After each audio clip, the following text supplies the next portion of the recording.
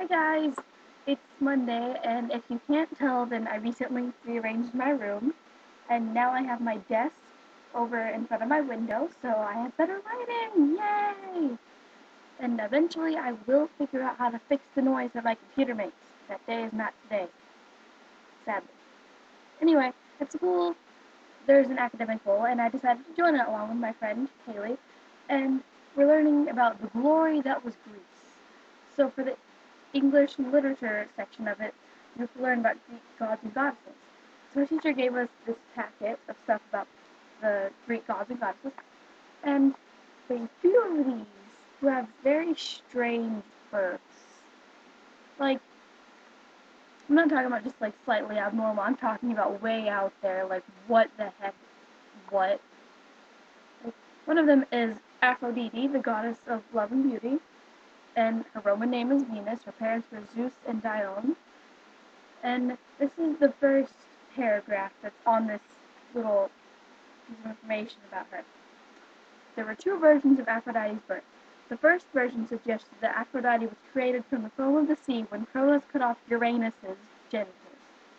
Homer, in his poem, suggested that Aphrodite came from the union of Zeus and Dione. Of course, it's probably more likely that she came from the union of Zeus and Dione, but still, Cronus cut off Uranus's, just think about that for a second, genitals.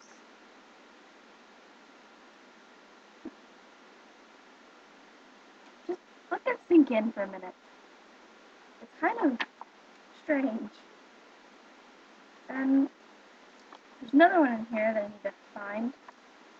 Okay. The other one is Athena, who was the goddess of wisdom, war, patriotism, and good citizenship.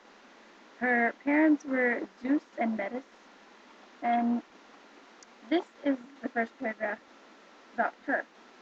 Athena's birth was unusual, to say the least. Gaia warned Zeus that if Athena's mother had a daughter, that child would overthrow Zeus.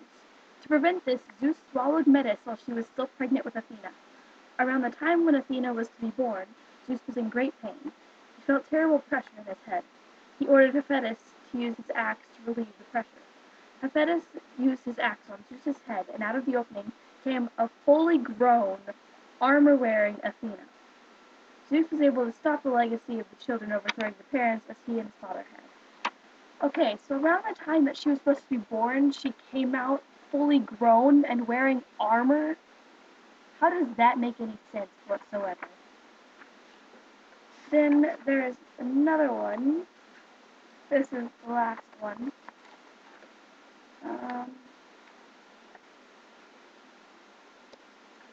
I'm not sure which one it was, but there was one of them. He was put into Zeus's thigh to save him, because apparently there was something wrong. Okay. Yeah, it was Hermes. No? Dionysus. Dionysus.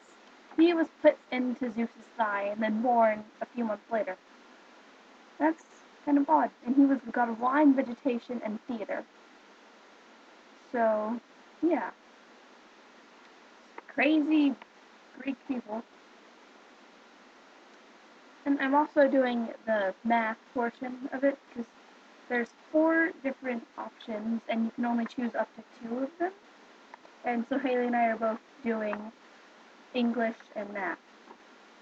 Also, for English, we have to read part of the Odyssey by Homer. And we don't have to read the entire thing, we just have to read this one section, which I still need to do. And we were required to read Percy Jackson and the Lightning Thief, and I just recently finished it, and it was amazing, and I want to read the rest of the series. But yeah, and it's actually really informative about a lot of the stuff that happened. And I was at the public library the other day, just all kinds of books over here, aren't there? And so I got this book, Crank, which is by Ellen Hopkins. The Ellen Hopkins books are becoming really popular right now, and I haven't read any of them yet, which is why I plan on reading this one. But from what I know, they're mainly centered around drugs and sex. I know because my friend Sierra has read a lot of them. And she says they're pretty good, but they just seem sort of unusual. And so I asked the librarian earlier what books she would recommend, and she recommended The Diviners by Willa Bray, so I'm also going to be reading that. And I'm borrowing this book from Haley, City of Bones, which is in the Mortal Instruments series, and the movie is coming out this August. And I read a little over half of it, and it's really good. I would recommend it. And then might as well get all the books out over here. I'm also borrowing Gone and The Casual Vacancy by J.K. Rowling from her. And I plan on reading those after I finish all these others. And then I recently counted after I finished rearranging my room, and I have over 100 books. And they're all sitting on my bookshelf over there. I'm not sure if I should be proud of that or not, especially since I haven't read most of them. But a lot of them are like little kids' books, and I don't know why I have them in the first place. But, yeah. I'm not sure what else I need to talk about.